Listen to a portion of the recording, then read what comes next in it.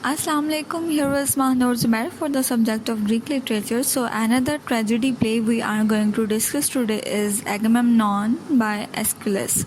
So let's start.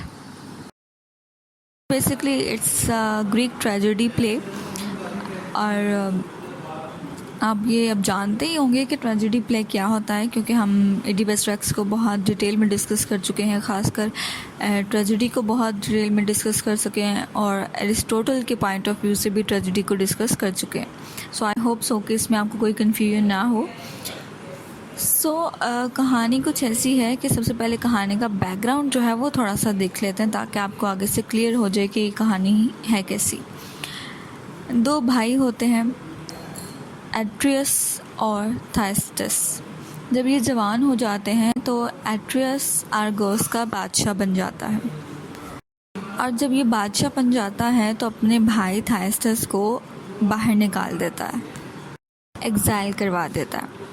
थाइस्टस बदला लेने के लिए एट्रियस की वाइफ को सेड्यूस करता है और उसका एक बच्चा चुरा करके भाग जाता है, और ये इस बच्चे को पालता है, बड़ा करता है, और एक दिन इसी बच्चे को एक मिशन पे भेजता है कि जाओ एट्रियस को मार दो।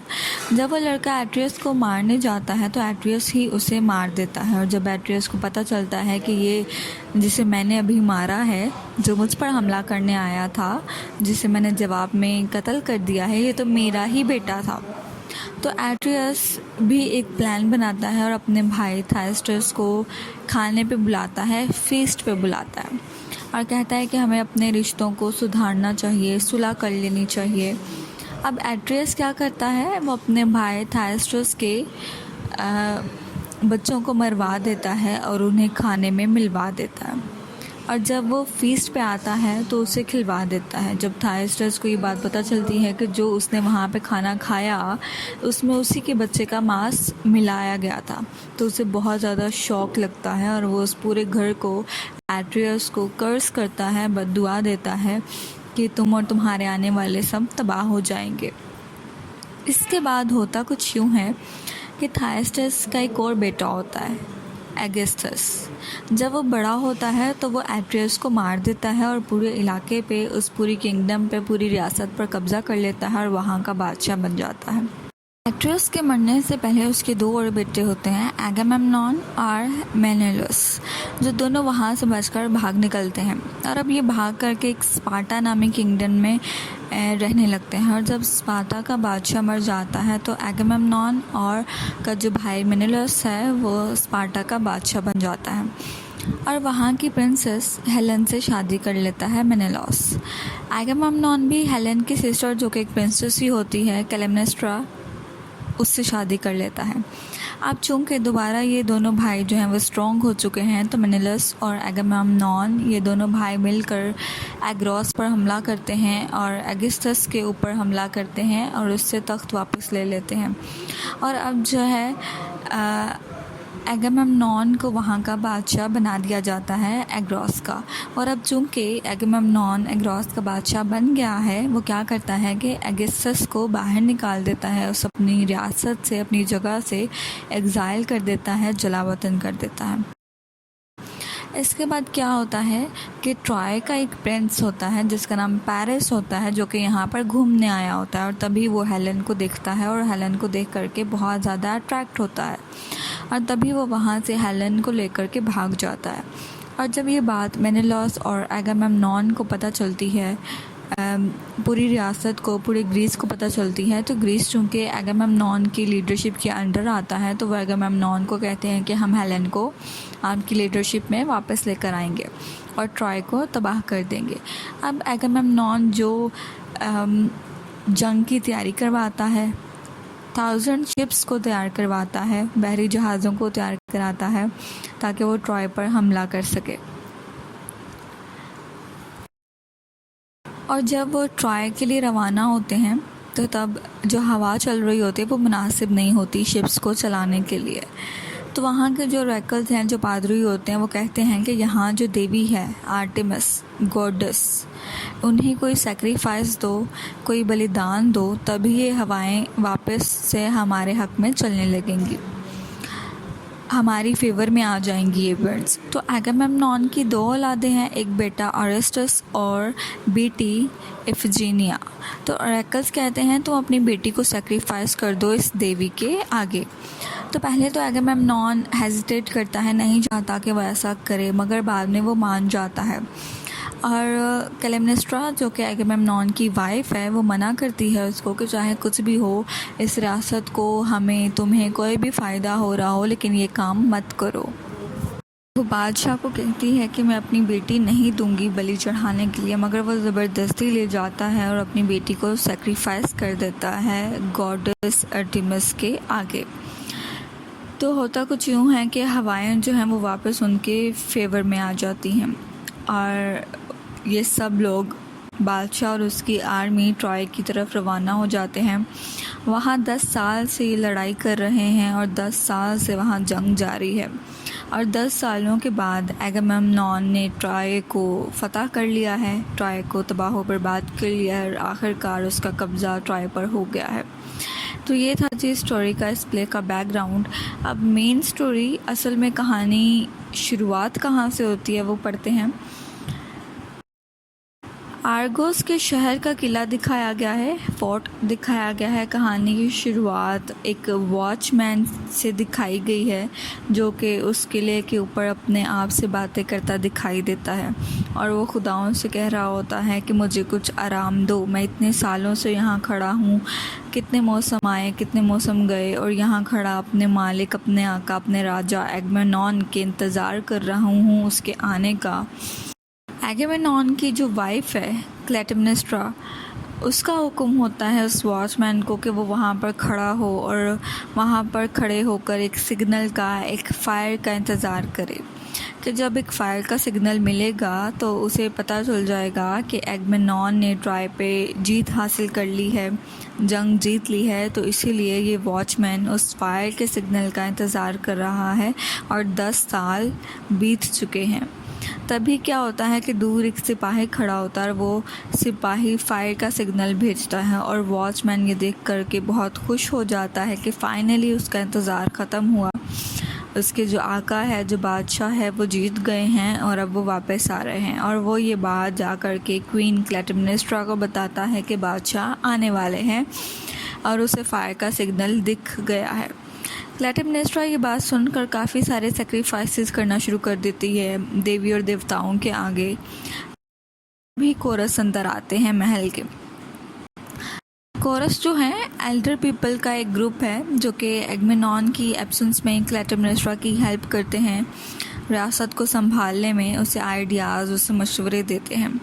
तो जब ये लोग अंदर आते हैं, यूजुअली कोरस जो है वो प्ले के अंदर गाना गाने का और कमेंट करने का काम करता है, मगर इस प्ले में कोरस जो है वो एक्शन करते भी दिखाई दे रहे हैं। तो जब कोरस महल के अंदर आते हैं और वो पूछते हैं कि आखिर इतना शोर, इतनी आवाज़ क्यों आ रही है, तो क्लिटेमनेस्ट्रा कहती है कि हमारे बादशाह वापस आ रहे हैं, वो जीत गए हैं। और तभी एक मैसेंजर जो है वो इनके पास आता है महल में और वो कहता है कि बादशाह आने वाले हैं और ये खुशखबरी वो सबको सुनाता है। तो कोरस मैसेंजर से पूछते हैं कि राजा के जो भाई हैं मेनेलस, उनकी क्या खबर है, क्या वो भी वापस आ रहे हैं। तो मैसेंजर कहता है कि मेनेलस समुद्री तूफान में कहीं खो गए हैं और वो मिल नहीं रहे। तो ये बात सुन कर के कोरस हेलेन को, जो कि मेनेलस की बीवी है, को कसूरवार कहते हैं और कहते हैं कि उसी की वजह से ये सब कुछ हुआ है और इतनी बड़ी जंग हुई, 10 सालों तक बादशाह हमसे दूर रहे हैं और आज उनके भाई भी नहीं मिल रहे, वो भी इस दुनिया में नहीं रहे और इतने जवान भी इस जंग में मारे जा चुके हैं। तो कोरस की मैसेंजर के साथ ये गुफ्तगू होती है और उसकी दूसरी तरफ क्लिटेमनेस्ट्रा जो है वो तैयारियों में लग जाती है इस्तकबाल के लिए और इतनी तैयारियां करवाती है कि सबको लगेगा कि वो बहुत ही खुश दिली से, बहुत ही इंतज़ार के साथ अपने किंग का, अपने हस्बैंड का इंतज़ार कर रही है। मगर असल में तो क्लिटेमनेस्ट्रा बादशाह को मारना चाहती है क्योंकि बादशाह ने उसकी बेटी को सेक्रीफाइस किया था जंग पर जाने से पहले। तो अब ये सिर्फ ज़ाहरी तौर पर लोगों के सामने बादशाह से अपनी मोहब्बत जाहिर करती हुई दिखाई दे रही है। अब जब एगेमेम्नॉन आ रहा होता है तो वो अपने साथ ट्रॉय की प्रिंसेस कैसेंड्रा को भी अपना गुलाम बना करके ले आता है। और कैसेंड्रा जो है वो ट्रॉय की प्रिंसेस भी है, और अपोलो गॉड भी कैसेंड्रा को पसंद करते थे, इससे मोहब्बत करता था। तो अपोलो गॉड ने ही कैसेंड्रा को ये पावर दी थी इस प्रोफेसी की कि वो फ्यूचर और पास्ट को देख सकती है, पेशीन गोई कर सकती है, लोगों को उनका पास्ट और उनका फ्यूचर बता सकती है। तो ये प्रोफेसी की पावर जो है अपोलो गॉड ने कैसेंड्रा को दी थी। तो जब कैसेंड्रा ने अपोलो की मोहब्बत को कबूल नहीं किया, ठुकरा दिया, तो अपोलो ने कैसेंड्रा को कर्ज किया, बद्दुआ दी कि वो ये पावर रखेगी तो सही मगर कोई भी उसकी बातों का यकीन नहीं करेगा। जब भी वो किसी को पास्ट और फ्यूचर के बारे में बताएगी तो लोग उसकी बातों को नहीं सुनेंगे, यकीन नहीं करेंगे। एगेमेम्नॉन आता है, सब लोग वेलकम करते हैं। क्लैटेमनेस्ट्रा जो कि उसकी वाइफ है बहुत स्वीट तरीके से वेलकम करती है अपने हस्बैंड का, लेकिन उसकी स्माइल के पीछे असल में नफ़रत है। और उसने अपने आप से अहद कर लिया था कि जिस दिन भी एगेमेम्नॉन वापस आएगा तो वो अपने हस्बैंड को मार देगी। क्लैटेमनेस्ट्रा क्या करती है कि महल के पास स्टेयर से लेकर अंदर तक महल के एक होली पर्पल कारपेट जो है वो सेपरेट करवा देती है। और अगर हम ग्रीक मैथोलॉजी उनके ट्रेडिशंस की बात करें तो ये पर्पल कारपेट और ये पर्पल कलर जो है इसे बहुत होली समझा जाता था, और उसे सिर्फ खुदाओं, देवी देवताओं, गॉड और गॉडेसेस के लिए ही चढ़ाया जाता था। तो क्लैटेमनेस्ट्रा कहती है कि तुम इस पर चल करके महल के अंदर जाओ। तो एगेमेम्नॉन बोलता है कि मैं इंसान हूँ, कोई खुदा थोड़ी हूँ, मैं इस पर चलकर आगे कैसे जा सकता हूँ। क्लैटेमनेस्ट्रा उसे मनाने की कोशिश करती है, अटेम्प्ट करती है, कन्विंस करती है और कहती है कि तुम डरते हो क्या। तो इस बात से एगेमेम्नॉन के अंदर जो एक प्राइड वाला इंसान है, एक मैनलीनेस जो है वो हर्ट होती है, और वो इस पर्पल कारपेट पर चल करके महल के अंदर चला जाता है। जब वो महल के अंदर पहुंचता है तो क्लैटेमनेस्ट्रा से कहता है कि तुम कैसेंड्रा के साथ ज़रा अच्छा बिहेव करना और कैसेंड्रा को भी महल के अंदर ले आओ। क्लैटेमनेस्ट्रा को ये बात थोड़ी अच्छी तो नहीं लगती, लेकिन फिर भी वो महल से बाहर कैसेंड्रा को लेने चले जाती है। कैसेंड्रा उस टाइम पर कुछ बोलती ही नहीं, बस चुपचाप खड़ी रहती है और महल को देखती रहती है।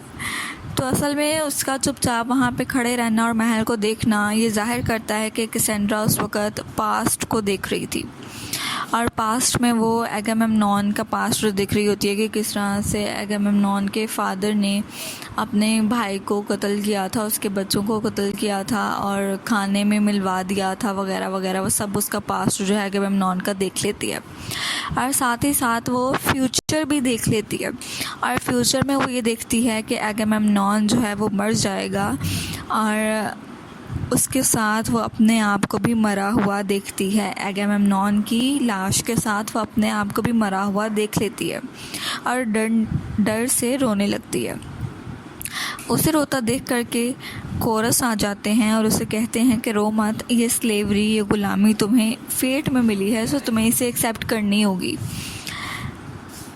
तो वो कोरस को बताती है कि उसने एक प्रोफेसी देखी है, मतलब फ्यूचर को देखा है, और फ्यूचर में उसने ये देखा है कि एगेमेम्नॉन जो है वो मर जाएगा और वो भी मर जाएगी। तो कोरस जो है उसकी बात पर यकीन नहीं करते, और जब भी वो नहीं बताने की कोशिश करती है तो वो उसकी बात नहीं सुनते, उस पर यकीन नहीं करते। तो वो फिर वो चुपचाप जो है महल के अंदर चली जाती है।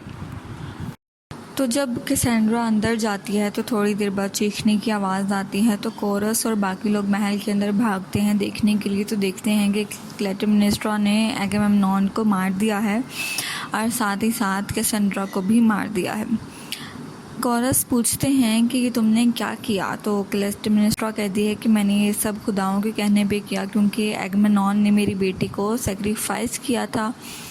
और तभी जब वो ये कह रही होती है सब, तो अगस्टस आ जाता है वहाँ पर।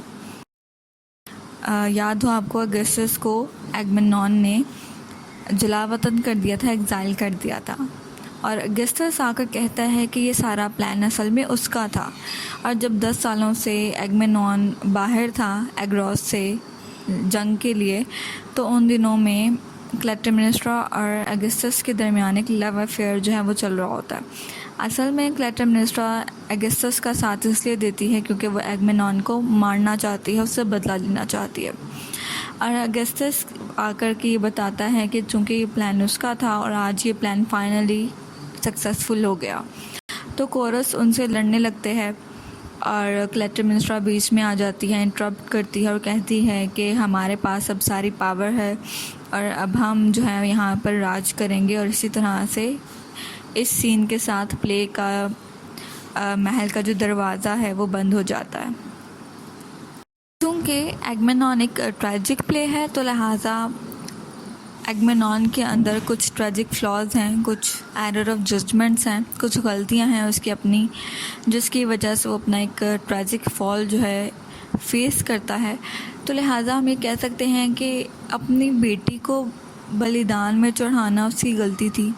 फिर वो कैसेंड्रा को अपना ग़ुलाम बना करके ले आता है, ये भी एक गलती थी। और फिर फाइनली तीसरी गलती ये कि पर्पल कारपेट पे, जो कि कहा जाता था कि ये सिर्फ खुदाओं के लिए ही यूज़ होता है, इतना होली इसको समझा जाता था, तो पर्पल कारपेट पे जब वो क्लैटेमनेस्ट्रा के उकसाने पर, परसुएड करने पर चल पड़ता है, तो ये सारी गलतियां हैं जिसकी वजह से वो अपना डाउनफॉल जो है वो फेस करता है और मारा जाता है।